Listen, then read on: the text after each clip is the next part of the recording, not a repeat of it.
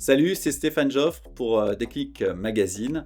Et alors, j'ai choisi en une Billy Crawford parce que lorsqu'il est venu à Metz il y a très longtemps, au moment de son first single, eh bien, c'était à ce moment-là qu'il a rencontré Laurie. Et ils ont eu une petite amourette, je crois, et c'était la première fois où ils se rencontraient.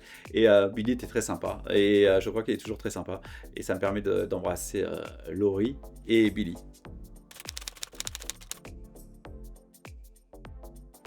Alors déjà, je suis très heureux de découvrir Déclic Magazine et je pense que c'est un bon magazine pour prendre les bonnes décisions.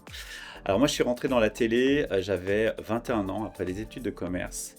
Je n'avais qu'une obsession, c'était rentrer chez AB Productions, donc, et ne travailler que pour Jean-Luc Azoulay. Donc au départ, j'ai fait une école de communication après une école de commerce et j'étais en stage.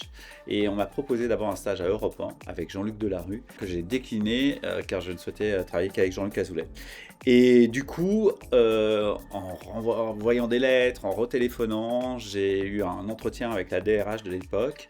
Et la magie de la vie a fait qu'une place se libérait sur le miel et les abeilles. Ils avaient besoin d'un stagiaire.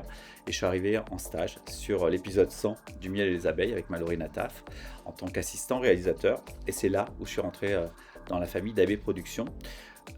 Écoutez, ça fait 35 ans que ça dure. Jean-Luc Azoulay m'a tout appris. Donc, il fait partie des 3 personnes qui ont le plus compté pour moi et qui comptent le plus pour moi, personnellement et professionnellement. Il m'a appris d'aller jusqu'au bout de ses rêves, de travailler. C'est-à-dire que même si on n'arrive pas à vendre une idée, eh ben, il faut passer par la porte B, la porte C, jamais lâcher. Il m'a appris la connaissance du public, le marketing.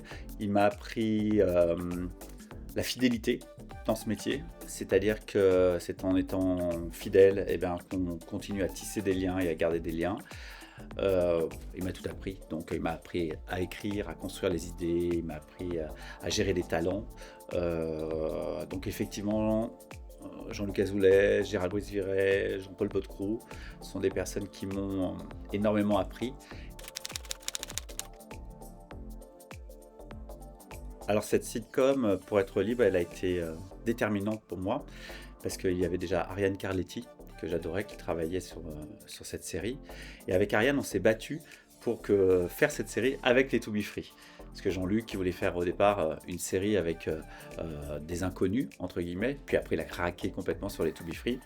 J'ai eu la chance effectivement d'être dans le pôle artistique avec Ariane. Et ça a été une expérience super, 40 épisodes, ils étaient au top de leur notoriété. Déjà, ils étaient tous les 3 adorables, toute l'équipe d'ailleurs. Les textes étaient vraiment bien, c'était la première fois où on mélangeait de la danse, vraiment avec des chorégraphies dans une sitcom. Les textes étaient vraiment bons, la série était bon, c'était un succès. Je ne garde que des bons souvenirs de cette époque. Philippe, qui nous manque, était adorable, bienveillant, gentil. Franck, avec qui on a gardé énormément de contacts, qui tourne toujours dans les mystères de l'amour, pareil, un amour. Et Adèle, idem, on se voit un peu moins, mais il est toujours là et on a vécu des moments incroyables. Alors, lorsque je suis arrivé chez Endemol, effectivement, on m'a donné la direction des programmes d'Endemol et de la communication, etc. Mais surtout, on a travaillé sur des marques qui avaient besoin d'être un petit peu reliftées. Donc, dans ces cas-là, on fait appel aux meilleurs, on partage les idées. Miss France, on a dit on va dépoussiérer un peu tout en gardant l'esprit de Miss France. Donc voilà, on a mis Caroline Gavinier qui a piloté ce show, en changeant les chorégraphies, en changeant un peu les musiques, en changeant un peu les tenues, et en gardant l'âme. Et hop, on est redevenu plus moderne. Voilà, à chaque fois, il faut relifter les marques, tout comme Secret Story.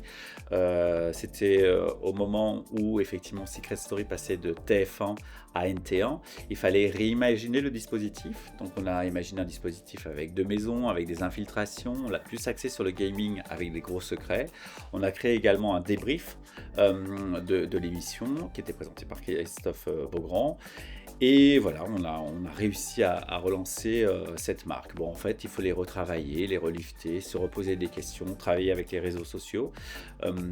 Et puis après, écoutez, la puissance de la marque et le casting surtout fait la différence. Alors ça, l'époque Énergie 12 est vraiment venue en fait après Jean-Luc Azoulay et j'ai reformaté son modèle. C'est-à-dire que j'ai lancé effectivement auprès de plusieurs producteurs un appel d'offres autour de séries réalité, qui étaient pour moi des nouvelles séries qu'on avait comme les sitcoms. Et Les Anges ont été créés, L'île des vérités a été créée, Hollywood Girls que j'ai créé moi. Et après j'ai mis ça autour d'un club qui s'appelait Le Mag, et en fait avec une bande présentée par IM, Mathieu Delormeau et tous les chroniqueurs, et on a créé ces 360 degrés en fait comme le Club Dorothée. Et Énergie 12, on a réalisé nos plus fortes audiences avec toutes ces émissions. Après, on a créé des magazines sociétaux, comme Tellement Vrai, comme De Faits Divers, comme Crime, etc. Mais on a créé tout l'ADN de la chaîne de divertissement et de magazines. Alors sincèrement, je vais vous dire, je n'ai eu que des belles rencontres.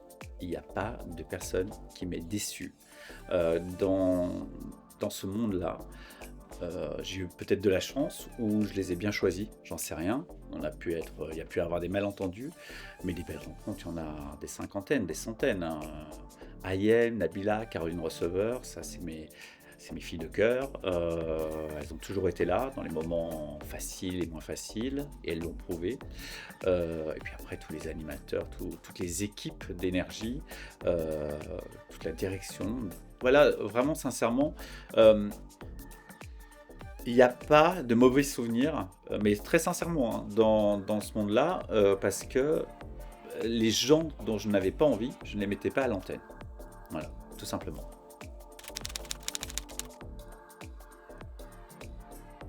Alors à côté de la télévision, on a développé avec Léo, mon partenaire, effectivement une marque qui s'appelle Léo et Steph, avec un personnage incroyable qu'on a créé qui s'appelle Kid Cup, qui est un personnage en hoodie avec une casquette et sans visage, parce qu'en fait il représente notre âme, c'est le reflet de notre âme. Chaque pièce est unique et exclusive, donc c'est en sculpture, en tableau, vendu dans les galeries du monde entier. Et aujourd'hui, ce personnage est en train de nous dépasser, puisqu'il dépasse les frontières, c'est-à-dire qu'on le trouve aussi bien dans votre très belle ville de Strasbourg qu'à Paris, à Tokyo, à Londres, dans les Émirats, à Taipei, en Russie, voilà, dans des galeries prestigieuses. Donc effectivement, on est devenu artiste avec ce personnage, avec aussi les artisans français, nos partenaires, puisque tout est fabriqué en France. Et c'est une jolie aventure, voilà, qu'on est en train de construire avec tous les membres qu'on appelle de la Kid Cup Family, qui sont toutes ces personnes qui achètent une œuvre unique, exclusive. Et c'est vrai qu'on a eu un coup de cœur qui nous a fait vraiment du bien, et je le remercierai jamais assez, il le sait. Vraiment Olivier Roustin qui nous a lancé, le patron de Balmain, qui a été touché vraiment, et il est devenu notre parrain de cœur sur cette opération. Merci Olivier, je ne le dirai jamais autant comment tu as changé notre vie. J'en ai des frissons. Et puis après, voilà, d'autres célébrités ont rejoint la famille, nous ont fait connaître. Donc merci à toutes ces stars. Et puis après, bien sûr, les clients, les galeries. Donc on est sur le début d'une jolie aventure française. Le Kid Cup franco-brésilienne, puisque Léo est brésilien. En tout cas, une jolie aventure. Alors pour tous les jeunes qui souhaitent se lancer et avoir ce fameux déclic, il ne faut pas hésiter. C'est-à-dire que quand on a une passion, je crois qu'il faut y aller à fond. On se prend un nom, deux noms, trois noms, quatre noms, et au bout du cinquième nom, on va passer au oui. C'est ce qui m'est arrivé moi. Et on va effectivement trouver sa voie, se construire, écouter les conseils, mais se construire aussi avec ses émotions et ses ressentis. Et puis c'est un métier difficile, mais comme tous les métiers sont difficiles, il y a des rencontres qui changeront votre vie. Il y en a qui sont pas forcément des bonnes rencontres, mais voilà, une fois qu'on le sait et qu'on avance tranquillement, eh bien on se construit au fur et à mesure. Après, il ne faut pas rêver d'être une star, il ne faut pas rêver d'être milliardaire, il ne faut pas rêver d'habiter à Dubaï et de faire n'importe quoi. Il faut construire son propre parcours avec ses propres envies et aller au bout de ses idées. Et quand moi je vois le magazine que vous avez créé, Déclic, ce mensuel, où vous mettez en avant des gens, des parcours de vie inspirants, et ben, c'est essentiel. Vous avez créé quelque chose, le déclic. Vous êtes-vous nourri pour rencontrer ces gens et les faire partager. C'est ça la vie en fait, c'est des rencontres.